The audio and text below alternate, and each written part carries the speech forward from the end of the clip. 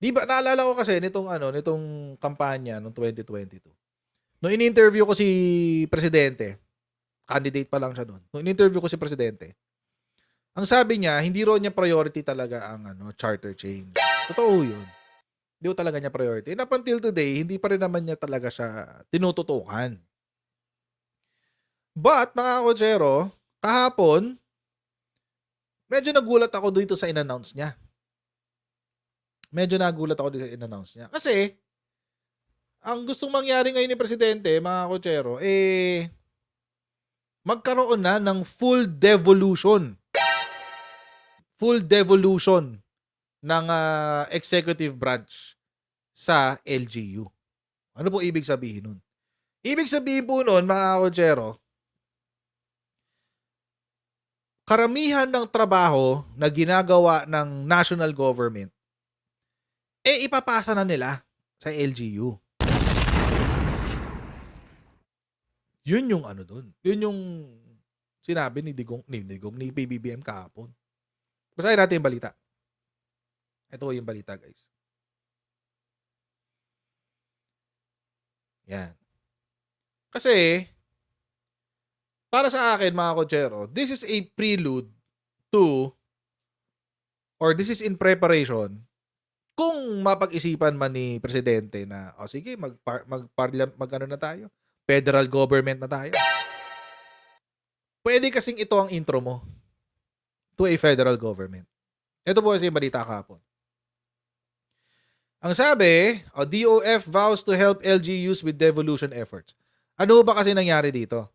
Dito ho kasi, sinabi po ng Presidente nitong nakaraan na dapat daw ibaba na ang iba't ibang trabaho ng LGU, ng ating national government sa LGU. Specifically, sa local infrastructure, livelihood, social welfare, healthcare, and agriculture. Yan po ay alinsunod sa EO 138 ni Digong. Sa EO 138 ni Digong, no? 2021 yata to, 2022. Dahil naman yan dun sa Mandanas Garcia ruling ng Supreme Court. Ito kasi yon. The IMF acknowledged the need to strengthen capacity building in LGUs in response to the fiscal decentralization process required by the Mandanas Garcia verdict of the Supreme Court. Ngayon, mga kotsero, ibig lang sabihin dito, dapat magkaroon ng budget ang LGU para sa sarili nilang proyekto sa improvement ng kanilang sariling lugar. Ngayon, ang pinag-iisipan ay ang mga areas ng local infrastructure, livelihood, social welfare, healthcare, and agriculture. So, in this case, mga kotsero, ibababa sa level ng LGU. Pero bago natin ipagpatuloy ang ating pinag-uusapan dito sa video na ito, may tanong muna ako sa inyong lahat. Sa mga nasa US, UK, Canada, Italy, France, Spain, Ireland, and Belgium, gusto nyo bang makauwi sa Pilipinas ng may libreng patiket galing kay Sendwave? Ito lang gagawin nyo, mga kutsero. Ito lang, pakita ko sa inyo. Pwede kayong manalo ng isa sa 3 free round-trip tickets sa pamamagitan ng Sendwave Pasko. Ayan, mga kutsero, matindi-tindi to. Win a free round-trip flight home kung ikaw ay magpapadala ng higit $200 sa inyo pong Sendwave account hanggang December 31, 2023. Ayan, so kapag nagpadala kayo ng higit $200, so may entry na agad kayo sa up to 5 entries sa mga kotsero ang pwede nyo makakuha dyan sa round trip flight home na yan. Pero paano ba kayo makapagpadala sa Pilipinas sa pamamagitan ng Sendwave? Ang gagawin nyo lang muna, mga kotsero, i-download ang Sendwave app, gumawa kayo ng account, lagyan nyo ba account details mo dyan, at pwede na kayo magpadala sa GCash, cash pickup through pawn shops at sa iba't ibang mga bangko sa Pilipinas. At kapag ginamit nyo pa ang aking promo code na Coach Jared, makakuha kayo ng $20 free credit. Ayan, mga kotsero, kaya Gamitin na si Sendwave for all of your remittance needs at para makakuha kayo ng libreng patiket pauwi ng Pilipinas. Yung mga bagay or mga proyekto na specific sa local infrastructure, livelihood, social welfare, healthcare, and agriculture. So, halimbawa, kapag let's say si Mayor, sabi ni Mayor, mukhang kailangan ko magpagawa ng tulay simula dito papunta dyan. O, di papasok na yun sa sarili niyang budget. Si LGU ang gagastos. Hindi na si national government.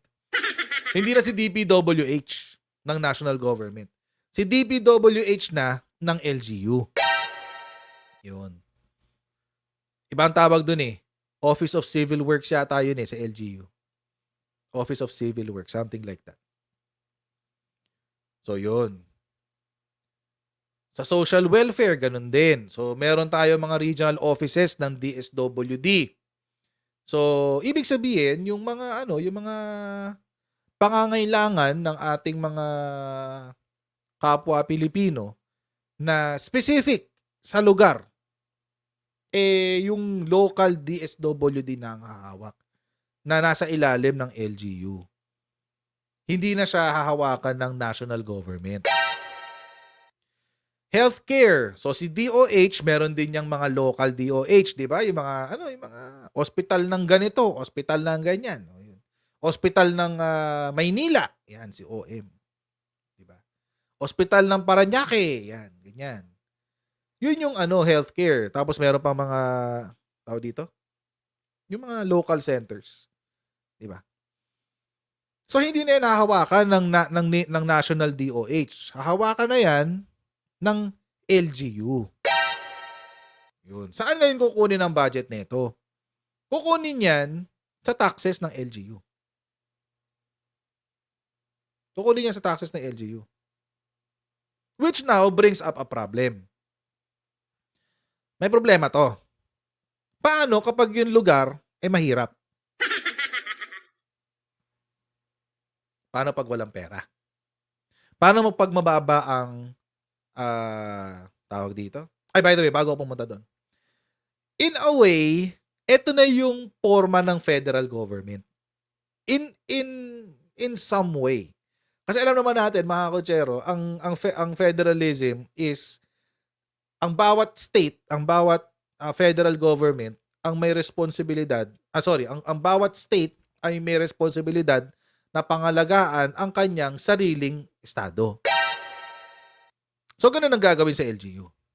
Si LGU, si Local Chief Executive, ikaw na yung bahala sa sarili mong lugar. Yung gagastusin mo dyan, kukunin mo sa budget ng yung LGU. Ganun na siya. In fact, sa US pa nga, dahil di ba federal government ang US, ang bawat estado, bawat state, may contribution pa yan sa national government. Imagine yung state ang nagbabayad sa national government ng taxes. May contribution, parang 10% yata ng kanilang income, ng kanilang revenue, state revenue. Parang ganun. I forget the exact number, pero parang ganun yung sinasabi. So ganun. So halimbawa, kung si Mayor kailangan let's say, meron akong programa for social welfare. Meron akong programa na itong magpapatupad ako ng 10K ayuda. Yan. 10K ayuda. Ganun ang mangyayari. Okay. Ngayon, ang maglalabas ng pera dyan, si DSWD ng LGU. Yun. Siya maglalabas ng budget dyan. Si DSWD ng LGU. Hindi na si national government. Saan kukunin ni DSWD yung budget niya? Kay LGU. Yan. So, nagigets nyo na yung nagigets nyo na yung sistema. Pros and cons. The pro is this. Magiging autonomous. Magiging autonomous ang LGU. Ano ba yung autonomous? Ibig sabihin, kaya niyang buhayin ang sarili niyang lugar. Mapupuwersa siya na pagandahin ang serbisyo ng kanyang opisina para mapaganda niya yung kanyang sariling lugar. 'Di ba? Yun yung maganda diyan eh. Yun yung maganda diyan. Si LGU, syempre doon siya nakatira eh. Alam niya yung pangangailangan ng mga constituents niya. So alam niya kung paano aatakihin yung mga pangangailangan ng kanyang mga tao. So halimbawa, kung nakatira ka sa Manila, sino ba mayor ng Manila? Lacuna? Hani Lacuna? Si Hani Lacuna, dapat alam niya yung yung nangyayari sa kanyang LGU, sa kanya nasasakupan. Tapos, yung mga programa na i-implement niya, hindi na niya kailangan mag-intay sa national government ng budget. Hindi na. Sa budget na niya mismo manggagaling. So, mas mabilis. Mas mabilis ang bigay ng serbisyo. Yun yung kinaganda nito. Ito ngayon ang cons. Ito ngayon ang problema. Paano kung mahirap na LGU? Babalik tayo sa sinabi ko kanina. Paano kung mahirap yung LGU? Di ba? Paano kung walang negosyo? Paano kung mababa ang tax revenues? Paano siya makakapagbigay ng serbisyo? Ang sabi ng DOF ba? DOF, Department of Finance, DOF vows to help LGUs. Ang sabi niya, tutulungan namin sila. Kami bahala. DOF naman, masyado namang generic yon. Wag naman sanang ganun lang. Ang sabi ng DOF, sana? Ayan, ito kasi yung nasa local government code natin ngayon. LGUs ought to be fully accountable for local infrastructure, livelihood, social welfare, healthcare, and agriculture, along with other sectors specified in the local government code. However, considering the current state of devolution in the nation, questions have surfaced over whether the allotted devolution transition period is sufficient and how LGUs would be able to fully assume all devolved functions. Ito yun, no? How LGUs will be able to fully assume all devolved functions. So for example, ganito, nagkaroon ng sakuna. Sabihin natin, let's say, nagkaroon ng sakuna, nagkaroon ng lindol. Maraming kailangan ng ayuda. At limited ang budget ng LGU. So paano mo tutulungan ngayon yan? Diyan na ngayon papasok si national government. O dapat doon na siya papasok. Sabi ni Presidente, alamin natin kung anong mga serbisyo na yun na kailangan nating isuporta. Marcos gave the national government agencies a task last week at a meeting in Malacanang to analyze the operationalization of the full devolution program transferred to LGUs. Marcos stressed the necessity of first identifying and prioritizing essential services and functions that should be given to the local government agencies. Tapos daw nun, pagkatapos malaman yung mga serbisyo na ibababa sa LGU, kailangan alamin din yung financing and timeline for implementing the functions. Buti naisip na ni Presidente to, no? Buti naisip na ni Presidente to.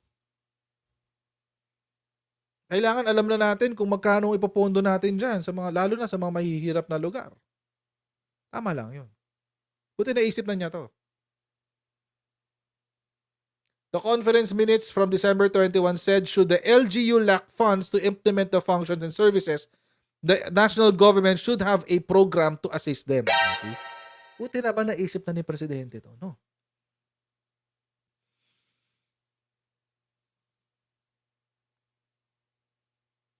Buti naisip na ni Presidente. Kasi hindi pwedeng i-implement lang to ng bara-bara. Hindi pwedeng implement lang to ng bara-bara na tipong, sige, bahala kayo basta fully devolved na tayo. Bahala na kayo sa buhay niyo dyan Hindi pwedeng ganun. Kalokohan yun. Kawawa yung tao. Kawawa tayo. tayong maano dito, short change. Buti sana kung mayayamang lugar na tayo tulad ng Makati. Oh, Makati, Taguig, mayayaman na yan. Bakit? Andun yung mga sentro ng negosyo eh. Manila, mayaman na yan. Pinakamayaman nga ang Quezon City eh. Pinakamayaman ng Quezon City. So, kailangan meron pa ring somewhat support. Also, isa pang tanong mga kotsero is hanggang saang level? Hanggang saang level? Sa level lang ba yan ng congressional districts? Kasi kung congressional districts yan, mga nasa 300 yun. 300 districts yun. Bakit natin nasabing 300 districts? 300 ang binoboto nating congressmen eh. Yun lang naman kasimple yun eh. Di ba? 300 ang binoboto nating congressmen, so mga nasa more or less 300 congressional districts yan. So there. Or sa level ba yan ng mayors? Simple naman tanong ko. Sa level ba yan ng Congress? Sa level ng mayors? Or sa level hanggang sa level ng barangay? Yun, isa pang tanong yan. Pero alam nyo mga kotsero, kung ito ay sa level ng Congress, ibig sabihin si congressman, madidevolve sa level ng congressman yung yung gustong mangyari ni presidente. Intro na yan to federalism. Intro na yan. Kulang na lang kulang na lang mag-elect kayo dyan ng isang congressman para mag-represent sa sa parliament. Ganun na lang yun eh. Parang ganun na lang siya eh. Diba? Sa level ba yan ni Congress, sa legislative districts? Or sa level ni mayor? Kasi LGU eh. Or sa governor. Sa level ba ni governor yan? Or ni mayor? O ni barangay? Yun. Kailangan malaman din natin yun. Kung hanggang saan. Kasi kung sa city ka, kung let's say, tulad nito, sa Manila, highly urbanized city, sa NCR, sa level ng mayor yan. Walang governor dito eh. Sa level ng mayor yan. Kung medyo probinsya ka, sa level ng governor yan. Tapos yung mga mayor nasa ilalim. So, may mga ganong questions. May mga ganong questions na saan mag-uumpisa yung devolution. Kasi mga kotsero, kapag ito nag-umpisa sa level ng governor or ng mayor, local chief executive yun din naman ang nasa batas ng ating local government code, local chief executives. Pag nasa level to ng local chief executives, etchepuera si Congress. Etchepuera si Congress. Walang pake. Ngayon, hindi na kailangan ni Congress ng 500 billion para sa budget. Hindi na niya kailangan. Bakit? Wala naman siyang paggagamitan eh. Sino paggagamitan niya? Kailangan ba niya ng 500 billion para gumawa ng batas? Hindi na. Yung 500 billion na yan, ibababa yan sa level ng regional DSWD, regional DA, regional DAR, regional offices ng DepEd. Ganun na siya. Sa level na ng LGU. Ang tanong, papayag ba sila? Ang Congress. Yun. Ito yung sinasabi ko kanina na weakness ni PBBM.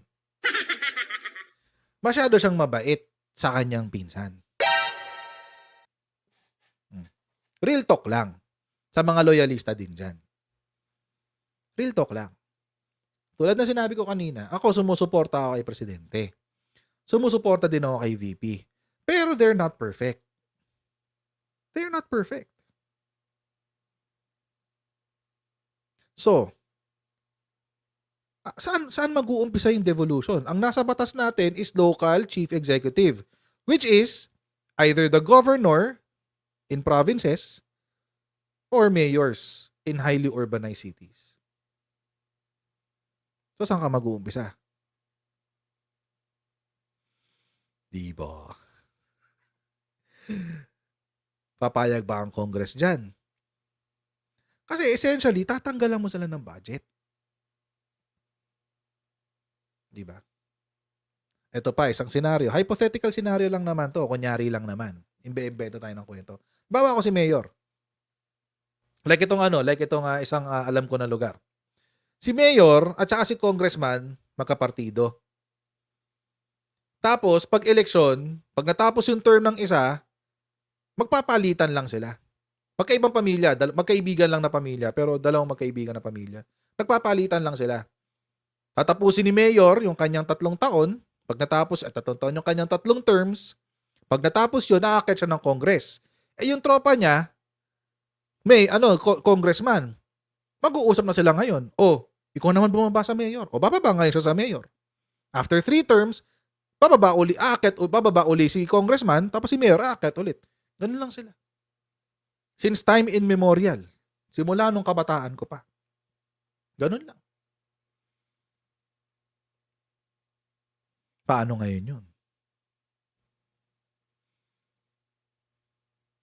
Diba?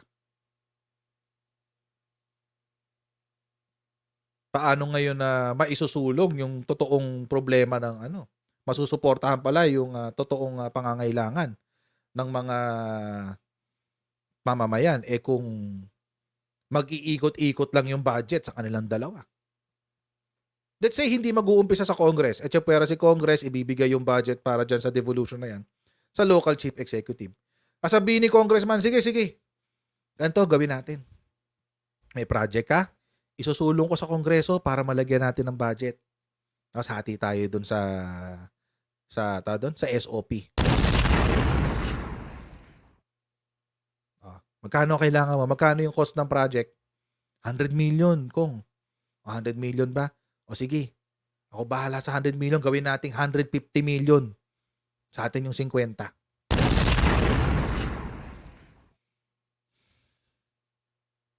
Papalitan sila paano na? SOP yun. Pareho silang partido. Tapos ganun ang gawa nila. Every end ng term. So ngayon, yung lugar hindi nagbabago. Walang improvement dun sa lugar. Kung ano yung problema, nung kabataan ko pa, yun pa rin ang problema hanggang ngayon. Lumalala pa.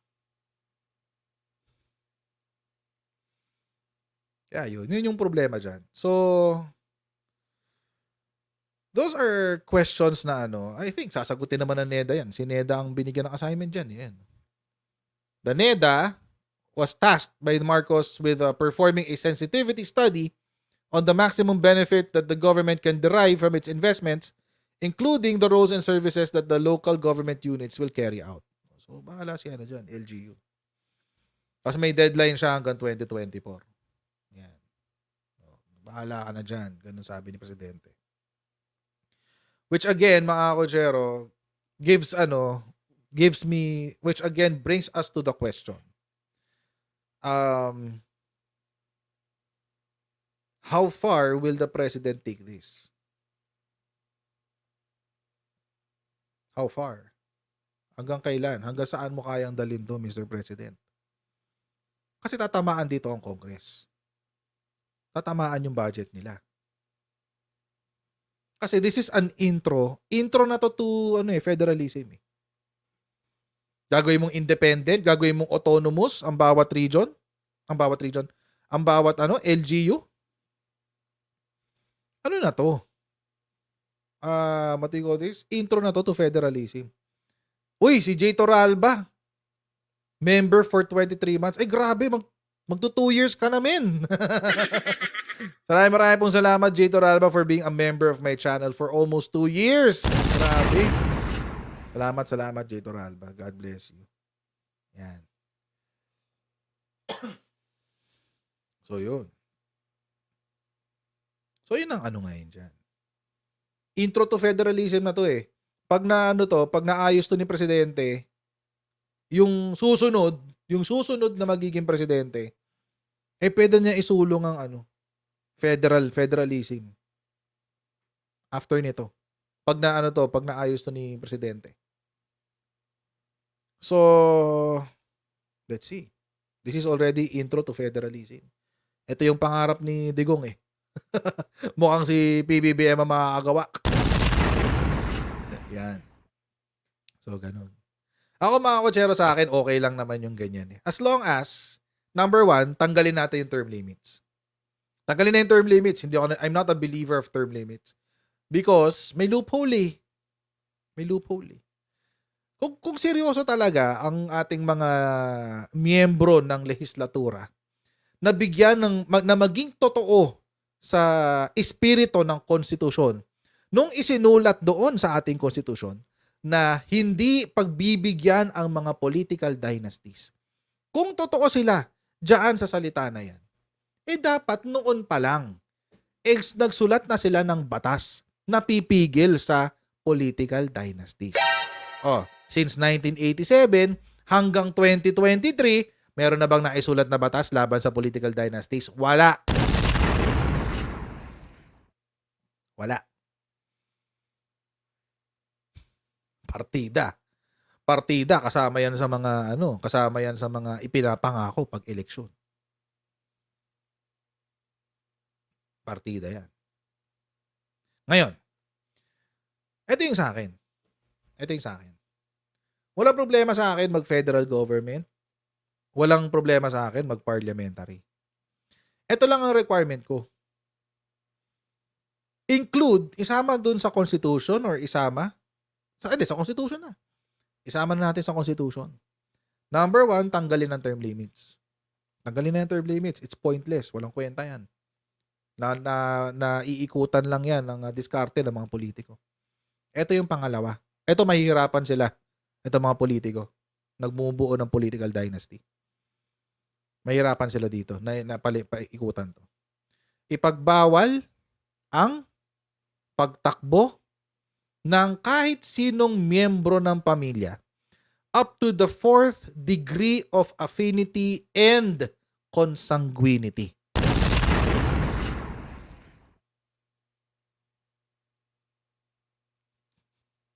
Yun. Iyak sila dyan.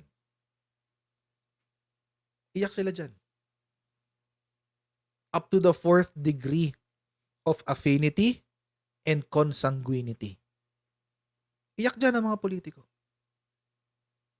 Bakit? Ibig sabihin yung asawa ko hindi na makakatakbo? Oo. Ibig sabihin yung anak ko hindi na makakatakbo? Oo. Yung lolo ko hindi rin pwede? Oo. Great-grandfather ko hindi rin pwede? Oo. Apo ko hindi pwede? Oo. Hanggang in-laws mo hindi pwede.